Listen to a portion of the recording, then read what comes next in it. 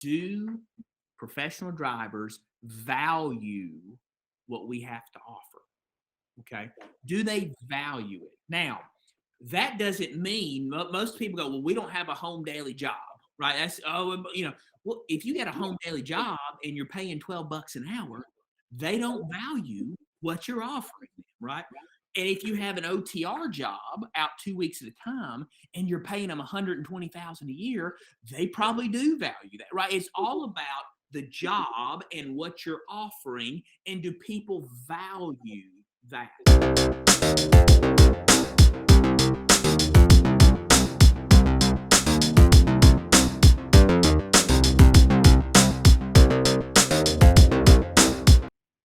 Welcome to another edition of Just Truck It. Right. And today we have a wonderful, awesome guest today, Mr. Rob Hatchett. Yes, I've heard so much good things about you. Apparently, the moment you become a truck driver, you also get a course of who is Rob Hatchett included. He is just way too well known, and he's done so much more for this industry more than anybody we know. Yeah, I mean, yeah, I've talked to so many different companies, wanting drivers, and we get to talking. I say, hey, old Mr. Rob Hatchett. They're like, of course, I love Rob. I'm like, see, there's another one. They must have took the crash course. Man, I got to meet this guy y'all are talking about. That's all I know. So Rob, welcome to the thanks show. for having me. I'm excited to hang out with y'all today and talk trucking, and just so thankful for an industry that's caused us to meet and caused us to meet so many good people. And again, thanks for having me on. Absolutely. So tell us about yourself. How did you get into trucking? What are you got your hands into now? What are you doing? What's going on with Rob these days? Yeah. Well, first of all, Sean, I'm gonna put you on the spot.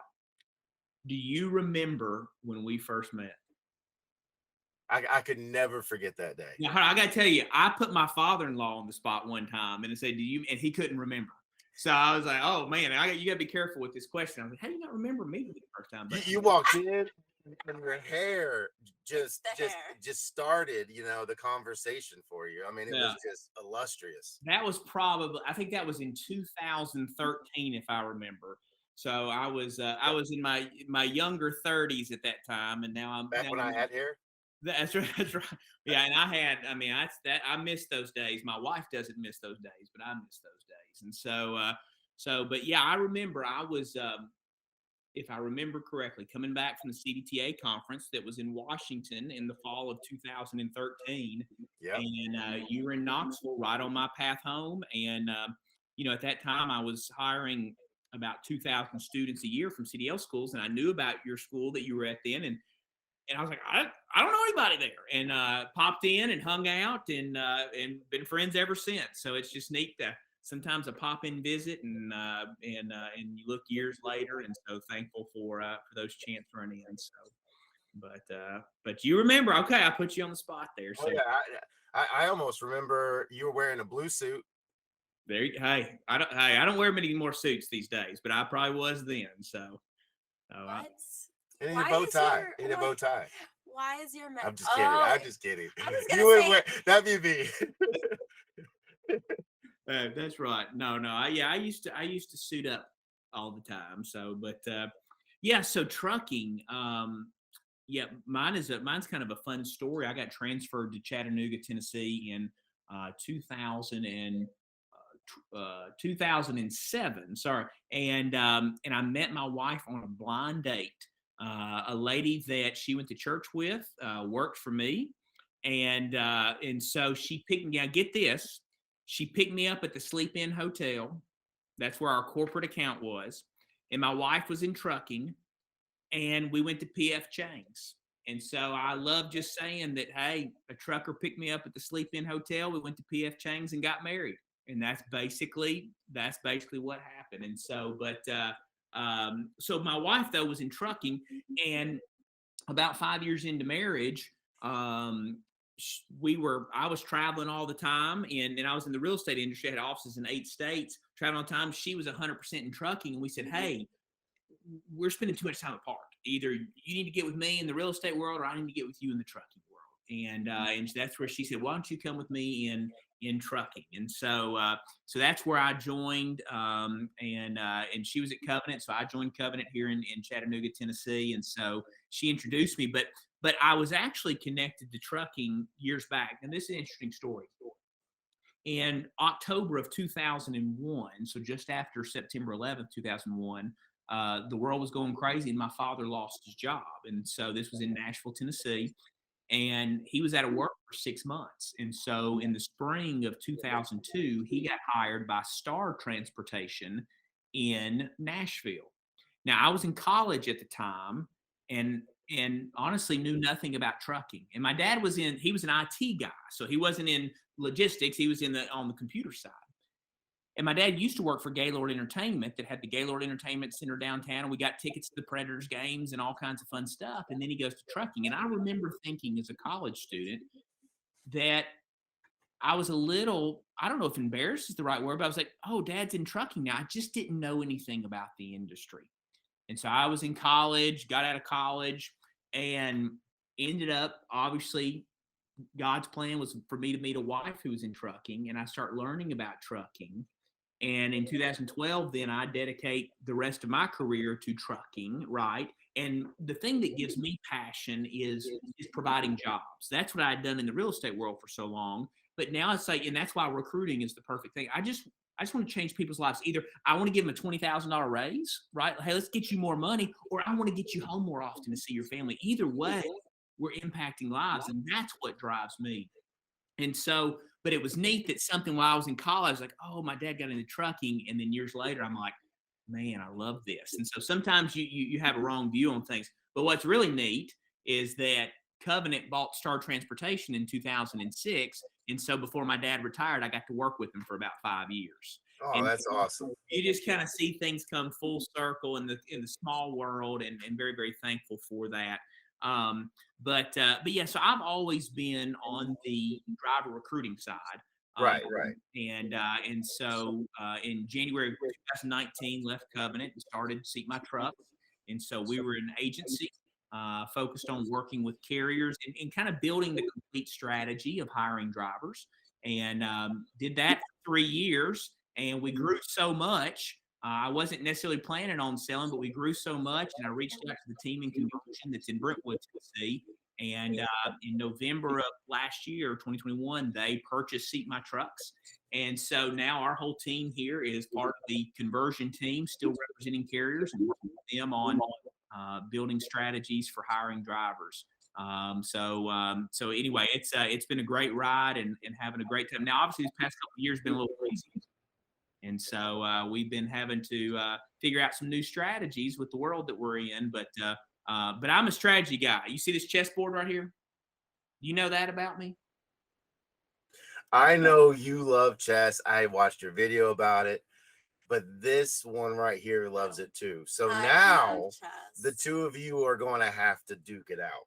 We're gonna have a game because I love chess. And I'm no match for her. I'm no match for her. You do great, babe. Yeah. Now, how many times I've heard that? So ask me what'd you do last weekend? Just ask me that. Okay, what'd you do last weekend? I played in a professional chess tournament. I love everything about that. How do you even get into this? Yeah. I'm sorry, this isn't trucking. So, but this goes into driver hiring and the strategies, right? And so, yes. So chess was my sport growing up. Back to my blind date with my wife. On that blind date, I said, listen, I got to make sure you know something. If we get together, you ain't getting with the captain of the football team. You're getting with the captain of the chess team. And so thankfully she was cool with that. But day one, I laid that groundwork. But I started playing in the 5th grade, and so when I say professional, to me, anytime you win money, right, then you're a professional. So those are really called open tournaments. So I started playing in those when I was 16, and the last one that I played in, I was 23 years old. So this was 17 years ago, and I took about a 15-year break. But we moved back to Chattanooga, and there was a school here in town that had just started a boys' charter school, and they had 2 sports, basketball and chess. I love it. And so I knew the people who started it. I reached out and I said, hey, do you need a volunteer? And they said, absolutely. So for 3 years, I've been working with the Chat Prep chess team. We just had 6 kids at the Nationals 2 weeks ago in Memphis. And I said, hey, if I'm going to be helping these guys out, I better start playing myself. And so in 2019, I got my USCF, United States Chess Federation. So I got my USCF card back, and you got a rating attached, and that allows you to start playing in open tournaments. And so I went up and I won my division this weekend, which means I took all the money, all $50. I took it home. Woo! And don't spend it at one place. It cost me $30 to enter. It cost me $40 in gas. So I came out on even though I'm the winner, there ain't much money in professional chess. I can tell you that. So, but it's fun. So we played. Did you get a good trophy at least? I don't know. I left before I just said mail me my check. So I had to get back to Chattanooga. But you play 4 rounds, and each round is 2 hours each. So I played about 8 hours of chess, and won 2.5 games, lost 1.5. So it was a good day for me. But so anyway, that's where when I use the word strategy, I mean, that's a buzzword sometimes, but for me, I've been playing chess all my life, and it's about being able. People ask me, how many moves into the future can you see, right, in chess? If I do this, and so, but the same thing is true with any type of sales, really, but driver recruiting that says, if I change my pay, if I change my guidelines, if I add a recruiter, if I spend more money on advertising, if I do that, I make this move. What's the expected return for that? And will I have any unintended consequences? And so often people just think about, do I do this one thing and just see results like poof? And maybe it depends on, is it part of your strategy, right? And so that's why you've got some people that do a pay increase and reap great returns, and you got some people that do it and don't. Well, it's not because it's just one thing works for everybody. Everybody's got their own strategy that you had to think about for us. What's going to work to get the results that we want? And love it. And that's huge because, for instance, right here, I had wrote down a few things that I thought we should talk about, and one of those is every day we're seeing in headlines that trucking companies everywhere are having the largest pay increase of their entire company history.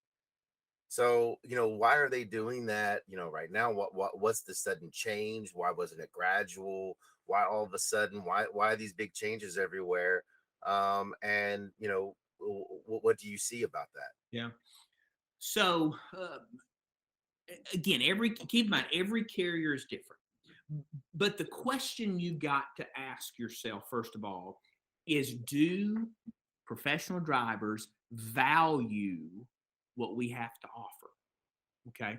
Do they value it? Now, that doesn't mean most people go, well, we don't have a home daily job, right? That's, well, if you got a home daily job and you're paying $12 an hour, they don't value what you're offering them, right?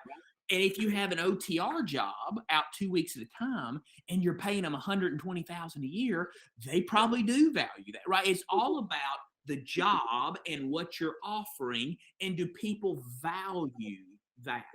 Okay. Yeah, and if OTR and I'm gonna be out for 2-3 weeks is paying the same amount as I could be home every day, then what am I going to probably take? It's do they value? And so that's where you talk about in sign-on bonuses. Let's just use that. People like to ask me about it all the time. I'm not a huge fan because most of them are not really, they're retention bonuses, right? But whoa. Back that up a minute. Yeah. I know you're going out of train of thought. I want you to come back to that train of thought, but you said the key word that I've been preaching for so long. They're not sign-on bonuses, they are retention bonuses. What does that mean for somebody who has no idea what either one means? That means here's a sign-on bonus, but you only get it if you stay 3 months and 6 months and 9 months and 12 months. You're not getting the money at sign-on. It's, hey, we're telling you get this bonus, but it's paid out over a period of time. If you stay, you'll get the bonus. Right. And I see some companies, they offer like, safety bonuses. They offer, certain bonuses on your performance of the job on top of a higher pay, but yet they don't offer a sign-on bonus. And I hear drivers go, well, I don't want to go there because this company is going to give me thousands of dollars up front. I'm like, whoa, hold on. You're not looking at the fine details. Yeah. Well, and however, because they're all created different ways, all pay package. I mean, that's something with trucking. I mean, the government's studying it right now, right? How we pay truck drivers.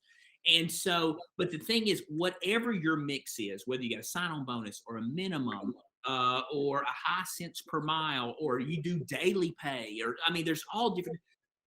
When you offer it, you got to say, are they valuing whatever that is, whatever that whole package is? And so, because if you put something together and you go, well, it's good for the carrier but not good for the driver, then they're just not going to buy what you're selling because they don't value it. And so, but here's the interesting thing: if we go backwards 3 years, there were enough drivers, and I'm just talking about in general, right? 2018 it was a little more difficult, then 19 was a little easier, but in general, there were enough drivers that you didn't have to have the best pay package. You didn't have to have the best recruiting. You didn't have to have the best advertising because the supply of drivers was so good. You could probably still hire enough people even if you didn't have the best game plan, right? But in today's world, and Sean, I'm getting back to your question, in today's world, if you're recruiting and you're advertising and you're processing and your pay package, if you ain't doing all those pretty good, you may not hire many drivers, right? Because that supply is not what it used to be, right? We got more people getting into trucking, DOT, right? You got so many more people starting trucking companies, right? So more competition, and again, kind of lesser amounts of experienced drivers. Now, we are seeing students, we're seeing people come back into trucking. That's a good thing. We've raised pay so much. We are seeing a bunch of trainable people come back. But on an experienced driver with 2 or 3 years good driving experience, I mean, they're as competitive as it's ever been for that group. Right. So, but anyway, so sometimes the easy thing is just throw more money at it. So that goes back to your question: is sometimes, hey, we just can't figure it out. I guess money's the only solution, and yeah, it's a big part of the solution, right? And so, but you got to make sure it fits the strategy, because just throwing money at something, you may be throwing money out the window, right? So I think you got. Just to rewind just a little bit, I just wanted to know, why is you said the market for the 2-year driver to 4-year driver is the hardest one, you said? Yeah, that's where it's the most competition. Why is that? Well, because that's if somebody's got 2 or 3 years, driving with a clean driving record, I mean, that is, hey, we want that person, and so there's a lot. Pretty much every insurance company out there will allow a company to hire them for one, and they have the experience, safety ratings, and all that. So their commodity or their value as an asset is astronomically higher. So for a student who's just listening in on this, it's to let them know more or less. Maybe right now is not the best, right? If you can both agree, this very second as a student driver is not the best. But Well, once you get that no, 2 it year, is the best. I mean, I was okay. talking to someone earlier that right now, and he was telling me what they're offering these new students, and I'm going, man, I wasn't even making that with my 2-3 year experience back, 10 years ago. Okay. I wasn't even making that, and so it's the greatest time of ever to get in the industry. Yeah, but what we're saying is what you're getting into. It may seem great and awesome, but there's so much more that you can get to. It's kind of like right now you could be a doctor and make great money as a doctor, but hey, if you go and you have experience and you're also you're an expert in this one field, you're probably going to make a lot more money. Yeah, and I would say when I first talk to a carrier, the thing that I try to understand as quickly as possible is what are their hiring guidelines. Now, students, and when I say students, that's people getting their license now. But keep in mind, there are so many people that went and drove Uber and Lyft and final mile delivery that haven't been using their Class A from school 3 years ago. Though that's what we're seeing, tons of those people come back, but they still got to get trained, right? I mean, they still have to go through. So they're not a student right out of school, but they're coming back. So there's a lot of those people, and because the pay has gotten so good, even for those younger drivers. But when I first talk with a carrier, I want to know, what are your hiring guidelines? Because I want to know, do you have a training program? Which I'm going to ballpark 5 to 10% of carriers have a training program, right? Because your insurance companies have to allow that. And so, but it's a small number. Number two, I'm going to say, do you have a lease purchase program? Because as the rates have been going up so much over the past couple of years, more and more drivers want to buy a truck, right? So they hear about those rates. So people with lease purchase, of course, right now, as we sit here today, there ain't much equipment out there. So it's hard to have a lease purchase program, but there may only be 10% of carriers offering lease purchase right now. Well, that leaves about 80% of carriers that their hiring guidelines say they got to have 1 to 2 years experience. So that's where I'm going. That's the most competitive group, because for the majority of carriers, that's all they can hire. They don't have a training program. They don't have a lease purchase. They're going after company drivers with a year's experience. And that's a lot of folks trying to hire that driver.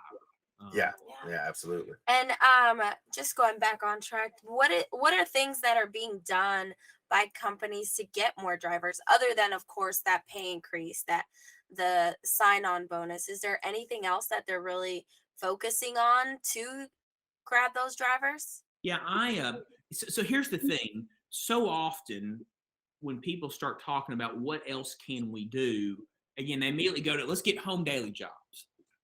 Yeah, and but there are so many regional OTR carriers, and I got to think a lot of your carriers that hire your students, are out for a week or two at a time. Most training programs are kind of that regional OTR group, and so they can't just change their freight network, right? You can't just go, okay, we're just going to give up all that freight and get home every day, all right? But what you can do is strive to give predictable pay and predictable home time. Ooh, And so those two things, right? Now, that doesn't mean home every day. That means, how can I know I'm going to make $1,500 a week, and I'm going to get home Saturday night at 6, and I'm going to leave Monday at 10, and I'm going to do that on a pretty much clockwork basis. That way I can build my life around the income that I get, and I can build my home time knowing I'm going to be home at these times. I can go to church. I can go to the ball, or whatever it may be. So the more predictable pay and predictable home time you have, even if you're out for a week or two at a time, it allows you to plan life.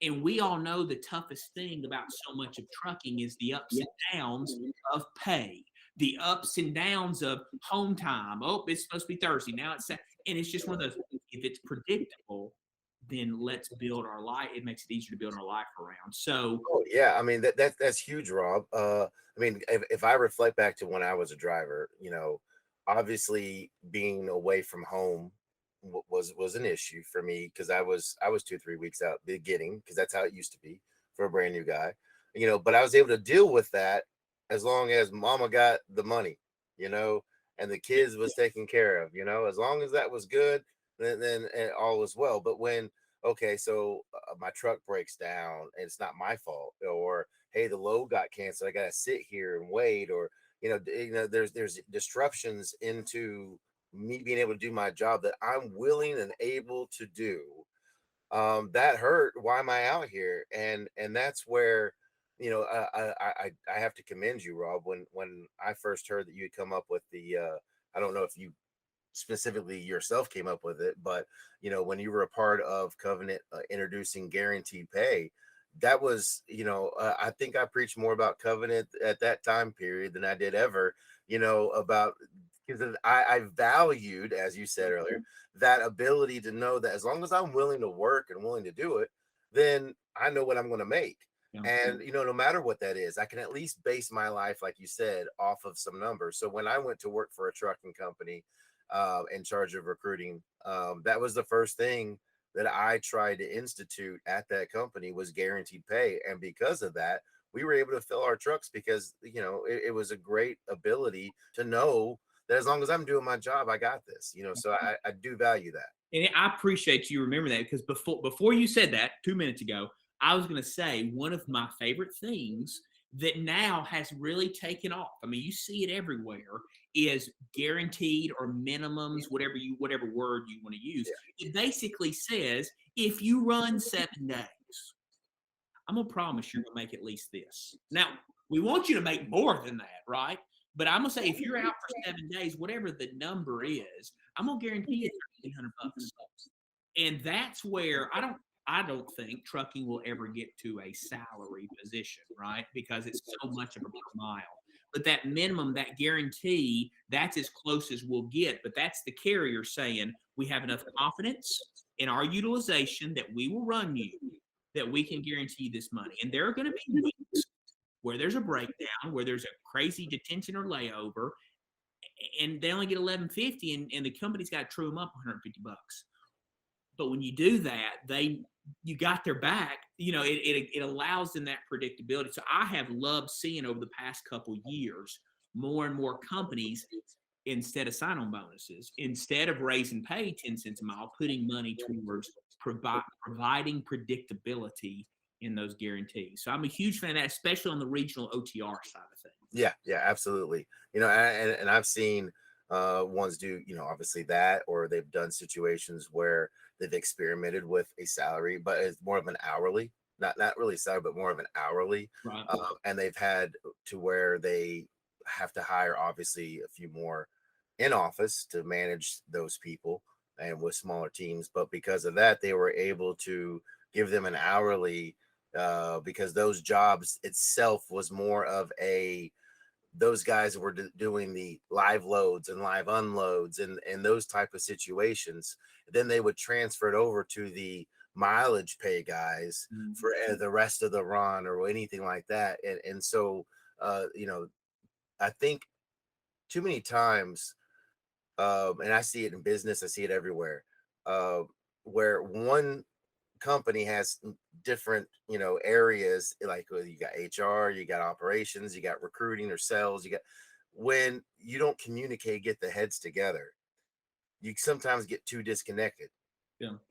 And I do feel this is, since we're just talking about this kind of stuff, if more companies got their operations and their recruiting together on the same page, they could accomplish more because they would be able to keep those drivers and them not wanting to leave. So I don't really need to hire that many. You know, I was talking to a company the other day where he's like, I may hire, I mean, they're a large company. They got thousands, a couple thousand trucks. I might have to hire maybe 2 to 5 people, you know, every orientation class, if that. He said, because we don't really lose them except when they retire. Or, you know, they're done, or they've decided to get a better job, but very rarely do we ever have to hire someone. So because they've created that operations and recruiting side to where they're making sure that they get that home time there on Friday night or Saturday morning, and they're leaving out, and that they're getting the pay that they're supposed to get. They're getting things taken care of. They don't want to leave. Yeah. Well, and I hope, I just want to say this. I feel good about the driver pool, right? Because again, I see so many people going through CDL schools. I see so many people coming back to trucking, again, Uber, Lyft, Final Mile Delivery, again, because we've raised pay. I just hope we keep the people kind of going, you know, to what you're saying. Because it's one of those, if you're in like the 18-year-olds that they're talking about right now, I'm like, most of our companies that have training programs, they're full right now. Like, I don't know where they would go to get trained, you know, because so many people are choosing trucking. It's just because we've raised pay. It's just, can we keep them, you know, and get them that year experience? So now it opens up even more opportunities for them. So that's my hope. But it's again, the pipeline seems pretty good right now of people choosing the industry. So What kind of things? Because see, you deal with carriers every day and drivers. What things are you hearing that drivers are wanting the most of, other than, you know, the typical pay and home time? What kind of odd things are you seeing, trends, or and then what things that you see companies doing that to hire drivers that really isn't the greatest thing ever. Oh boy, Loaded question on that's a lot of questions. So yeah, here's one thing. I don't know if this answers your Oh question. yeah, are you starting to do that? I'm breaking up because you started to break up there for a second. Oh, I gotta go right now. So I'm interested in seeing how drivers respond to electric trucks. Now, they may have no response to them, but it reminds me of. Do you remember when we had the big switch from manual to automatics back in 14, 15? And of course, one of the big things was students would get trained on an automatic and then they'd go to a carrier that's doing nothing but manuals. And so, but you had this whole, for a couple years, how are drivers going to respond to automatic transmissions? And Oh, so, and they ended up loving it. And even the older drivers that first fought it ended up loving it because of traffic, construction, and how many times they have to shift. And it's like, why work so hard? I mean, if it's my personal vehicle and it's a sports car, yeah, give me a manual so I can shift it all day. But if I'm driving for 11 hours in a day, last thing I want to be doing is constantly shifting gears. It can get tiring. But the ones that still refuse to is kind of like they still have flip phones, They're like they just don't want to switch. yeah, so that's one that I sit here and wonder, just because the electric vehicles are dominating the headlines, right? And so when they come out, and again, it may be no issue for the drivers at all, but you just wonder what will their response be to something that changes their daily life a little bit one way or the other. So so I'm interested in that in terms of drivers' response. But when it comes to carriers, when I first talk with somebody these days, I'm just trying to gauge where they are on the spectrum of being realistic, right? Because right now in today's world, if you're realistic about the world we're in and the products you have to offer and what it's going to take to recruit and retain, if you're realistic, I'm not going to say it's easy, but you can put a plan together and accomplish what you're shooting for, right? But I think for years we have just out recruited turnover, and we just think, hey, it's always recruiting's fault and it should be easy and we're not going to fund it and we're not going to give you enough people. And if we're not even being realistic, then that's where, I mean, there are two distinct groups of carriers to me. And I put people, and I talk to them in one bucket. You're being realistic. Hey, let's go put a plan together because you want to make this happen. And those people can hire drivers. And then you got people being unrealistic that thinks one recruiter can hire 22 people a week. And I'm exaggerating there, but it's like, hold on, we're understaffed. I mean, we're not going to hit your goals. So we got to put a realistic plan. And so I think the world we've been in has caused most fleets to say, somebody just throw a red flag and go, hold on, let's put a realistic plan together. And so that's It needed to change. It needed to change. Yeah, and it definitely needed to change because trucking is one of those things that I love it. I love every part of it. However, it still hasn't changed a lot since when it first started going. There's a lot that are stuck in their ways and don't want to change. And like for instance, I still think a lot of trucking companies are still using AS400, which for those that don't know, it's an MS-DOS base, black screen, green letters, and white and red. It's totally 1990 AOL dial-up style kind of software program to do all their dispatching. Have to Google that. Yeah. Okay. But they're still using comments that. and about what the heck that is. Yeah, yeah. It's like they're still playing Atari and PX5 is out, or PS5. So it's but hey, you can't. It just shows you how a lot haven't changed. Yeah. And this has made them, with COVID and everything, and the current rates, and have to either adapt and overcome or get left behind. One thing that I feel like I have heard more talk about over the past, I'm going to say a year, from different people. And I watched a video clip. This was last week, and all it was 4 or 5 different drivers that were doing basically live YouTube videos, and they showed these clips back to back to back. but it's something. This is where, going back to what you said, Sean, but it's still kind of the same thing. Is detention. I mean, it's one of those, like, I can't even fathom that particular part of my life that I get somewhere and I'm supposed to be here at noon. I got here and I'm supposed to be gone and I'm still here 8 hours later or some crazy stuff like that. And it's one of those, like, I don't know what the solution. I just feel like that's one of those we've all known is just not a good thing, whether it be the Yeah. shipper or the carrier or whatever.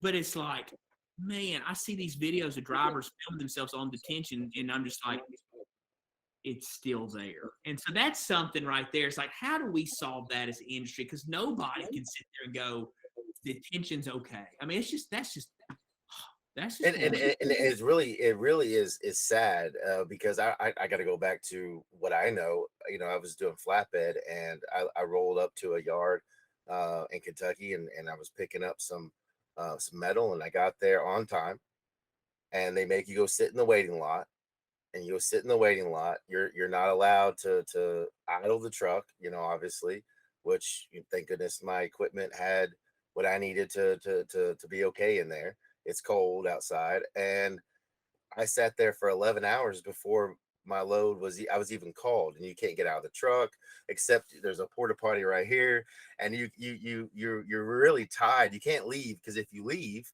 then what are you going to do? You're back at square one. You know, so, you know, things like, I brought my own food with me. I had a cooler, you know, I had, you know, things inside. So that goes to what I'm trying to say is amenities. It would be a good idea inside these vehicles. You know, you brought up electric trucks. It's awesome. You know, things that could help that driver, whether they're making it really their home, no matter how long they're out, but it's their home where they can feel comfortable that, hey, I don't need to go outside, except, you know, maybe to use the restroom. I'm okay in here. I still got TV. I still got Wi-Fi. I still got, things like that. And because I don't see it changing, you know, too much, because it also then requires the shippers and receivers to totally change their guidelines and OSHA protocols and everything that they do. And that, how can you make a customer? That's what people don't understand. They're a customer. You know, like, you can't make them change too much, you know, because you're getting paid by them, you know. well, and it's so many conversations are about pay, right? That's the easy one to Yeah. have. And then we talk about home time, but it gets into some of those, what you were saying about things had, it gets into some of those quality of life conversations that just aren't as easy to figure out as a 5 cent per mile pay increase, right? 5 cent per mile. And that, okay, I solved the pay problem, but figuring out detention, figuring out driver health and exercise, good food options, figuring out family life at home. How do you have a marriage? How do you parent when you're away all the time? It's those kind of more industry questions that the pay is the easy piece. We just raise pay, you know. And so, but to have people stay, not, and this isn't a carrier issue. This is just industry. How can we help those quality life things that are still tough? You know, That's huge. I'm glad you brought it up, because you've been one on the forefront of not of thinking outside the box, you know. Yeah. You know, because you can't obviously came, you know, out of the industry into the industry. You brought that fresh perspective. And one thing that you're really big about is family. Family, and treating people right, and the whole dynamics of, you know, Providing value. yeah. And so, with that being said, obviously things that can be fixed by carriers are, you know, pay, home time, or amenities in trucks. Those are things. But as for drivers, a lot of them don't understand, getting into this industry, what it takes and what's going to happen. And then also problems that happen, and they're not there or not able to handle those. You were on the forefront of creating a product a while back about family and how to help drivers, you know, cope with things like that. Can you tell us a little bit, as far as like tips or tricks? You don't have to tell us too much about that, you know, but at least some tips or tricks for drivers out there that you see could help them continue to have a successful career. yeah. We partnered with a group called First Things First here in Chattanooga, Tennessee, and we created a program called My Trucker Life. and this was several years back. And the whole goal was just to provide resources for drivers and their family on how do we have healthy families in this industry where we're apart. And you think about it, it's not just truck drivers. There's other professions where they don't spend much time together, and it can take its toll. And so, not that there's any quick fix or silver bullets on, hey, this is going to give us a perfect marriage or a perfect family. But really, when you think about resources, so often it's just helping you have conversations about stuff, to talk through things. And I know one of the biggest situations we talk about in one of the trainings with my trucker life is about the leaving and the coming. So how do you leave properly, right? Because we're not going to see each other for a week or two. And so is that mean, hey, those last couple hours, it's just mom and dad, or hey, we're going to go out to dinner, or what? How do you leave well? And then when you return, right? I mean, do I need an hour to blow off steam because I've been driving for 11 hours? Hey, I don't need to give me 1 hour just to get moved in. Versus, but just having conversations about it and talk. And sometimes we need resources to lead the conversation, right? And so my wife and I, we've been on a bunch of marriage retreats. To me, it's like going to the dentist, right? Let's go do a checkup. But it's always good when someone's prompting you, hey, have this conversation, talk about this. And so you talk about it in a good environment so it doesn't become a bad environment. And so that's where with my trucker life, it is just our goal was just to have for drivers and their families just resources to talk about the life that they have chosen. Not that it's going to be easy. If we don't talk about it, then again, it's just it's waiting for problems. And we want drivers to have healthy families. So yeah, and then getting both sides to understand what's going on is huge. It's always easy when you see it one way, but you don't always see it the other way. That's where she's always helping me out on seeing it the other way. But there you go. you think of it one way, and you're in this truck, and you've been accustomed to living by yourself for a while. However many days you are, it is sometimes hard to adjust, or for the other family to understand that, hey, you're driving, and maybe that situation isn't an emergency. It's a situation you're upset about that someone might have done, or anyone could have done. Talking about it at that time is not a good time to talk about it, because one is driving, they need to focus and be safe. Maybe at the end of the shift, we can, hey, I have something I want to talk about later. Whenever you're done for the day, give me a shout. Let's talk. And then that way it is handled. But, also in a way that the next day they're still able to focus on their job. And then when they get home, the problem's still going to be there, and they can handle it then.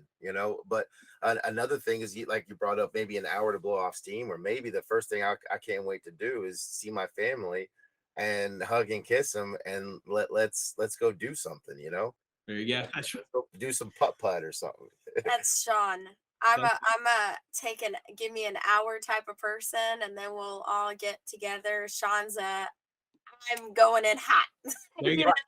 But at least we've talked about it, and we know that of each other, so we know how to work with each other on those things. And that's where some people haven't had those conversations, like you said. You think about one blessing of technology is FaceTiming. So that's I know, and I've always traveled quite a bit, not out like an OTR regional driver, but 2 to 3 nights a week. And so being able to have dinner via FaceTime, right? I mean, it's not the same, but that has been I mean, that's a great point. That's huge, because those are good little ideas. I never had that opportunity, because back then I was lucky to have cell phone signal, let alone FaceTime. But here's if I could say, over the past couple years, and we all know this, and we're thankful for it. The country has, I believe, it's always valued professional drivers. It's always known, but the country as a whole has realized our industry is so vital, and I believe we're getting the respect, and not just in pay. I mean, I think we have been recognized, and so. That's something I'm very thankful for that's come out of this. And so just pray that it continues, right? That this becomes, and again, I use that word valued, a valued industry, and we provide valuable jobs. And not because we say that, but because professional drivers feel that way. And so I think we're heading on the right path. And so, but don't mean it's going to be easy. And so, No, it's not. It's not. But kind of. I know we all have a lot going on in this industry right now, and I'm sure you have other things you got to get to. So I always ask everybody, what advice do you have for new drivers and experienced drivers? What advice do you have for them in any aspect of trucking? yeah, it's this sounds very simplistic, but um, trucking is made up of humans, and we're all going to make mistakes, and that means that your fleet manager is going to mess up, you're going to mess up, and as you're learning this industry to extend grace, because that's what you want from your fleet manager, because you're going to mess up too. And I think when professional drivers can get in a relationship, and oftentimes it's with that fleet manager, but it's whoever you're working with, that we all know we're giving it 100%. And that means we're probably going to be on time 99% of the time, but there's going to be 1% somebody's going to goof up, or I'm not going to get you home. But the better we treat each other, Sean, back to what you were saying about operations and recruiting, I think a lot of just the overall communication of the company is when we're just treating each other well, because hey, we know sometimes recruiting is going to have a great week, and sometimes it's going to be a bad week, and sometimes operations is going to have a great turnover week, sometimes bad week. And the more, and again, I'm believe me, it's easy to point fingers, and I've done it plenty of times. But when I think about that driver, is that it's tough, but the better we treat each other. I mean, that's simple, stuff our moms taught us, right? Is just treat people well and have grace, because we're all humans. And if you can get in that relationship in your working environment, that's not drivers, that's anywhere. It's a lot more manageable, right? Knowing that somebody's not just trying to throw me under the bus. Yeah, and going back to that perception, I'm glad you brought all this up. You see as a driver, hey, I'm giving it 100%, like you said, and I'm out here and I'm doing this. I've in being a driver and in being in dispatch, and in being in charge of both, I've see where the drivers feel so many times, oh, what are they doing? They don't know what it's like. They're just sitting there at a computer. They're not out here like me. You don't know what the other person has to do until you are in that other foot. And then when you're in the other foot, you're like, oh my goodness, this is ridiculous. I don't know if I could ever do that. And then vice versa. I see dispatchers go, well, you're just driving the truck. Well, why can't you handle this? And that disconnect and not knowing how much it, just like you said, giving that grace of understanding you're both giving 100%. And when one is not giving 100%, hey, that's called, we're humans, like you said, it's life. You still got to give 100%, because you'll carry the team when they're down and build them up, and then vice versa, they're going to go down. You got to build them up. You got to work together to make that union strong. And that's where the relationships, I think that impacts turnover, right? I think the better relationships you have within a company, driver, and that's why you hear oftentimes about smaller companies able to have better relationships. But I'm a huge believer that large companies can have that too if it's focused on, right? And you get in those where I got your back, you got my back. You messed up yesterday, I'm gonna mess up today, but we know we got each other's back. Yeah, it's not about the mistake that happens, it's what you do to fix it. That's right. And so, but back to your question, to the new drivers in the industry, just going, I'm going to establish relationships, right? And I want to find people that I work well with, because if you job hop every time somebody goofs up, you're never going to find a perfect job. And that's not trucking, that's anywhere, because humans are going to let you down, and but we need each other, and you just again, focus on good relationships. And so anyway, that's again, that's not really trucking advice, that's more life advice and marriage advice, but I think it works in any environment that unfortunately it's just a little tougher to do in trucking, so we got to make a little extra push to do it. So but We appreciate the advice, though, because it was good advice. Good advice. Well, if my wife heard me give it, she'd say, "Yes, bring that home." But it's true. Hey, even at home, Or that I've already said that to That's you. I've already told you I'm that. the one who came up with that. Right. but anyway, well, hey, thank you. Your wife's sweet as all get out. Can't wait to see her Yeah. next time you guys come up here. Absolutely. You know, I mean, y'all are a mile from where I grew up there in north of Nashville. So, but I have been again, Sean. I've told you this, but I've loved seeing y'all's growth the past couple of years, and excited for y'all. And again, just appreciate our friendship and appreciate y'all having me on today, and look forward to the years ahead. Yes, thanks for coming on. We really appreciate it. Yep, and that concludes our episode here. And don't forget to subscribe, comment, like, follow all of us. We're all on LinkedIn. I'm sure on Facebook. I'm sure on Twitter. I don't know what else. But yes, love, subscribe, comment. Let us know what else you would love to hear from maybe next time we get to speak to Rob. Is this your imaginary drums? Yeah. What are you doing? Hey, I love my drum set. You know. Yeah, you're not even pointing at the camera. It's like it's not showing. All right. Just truck it. Just truck it.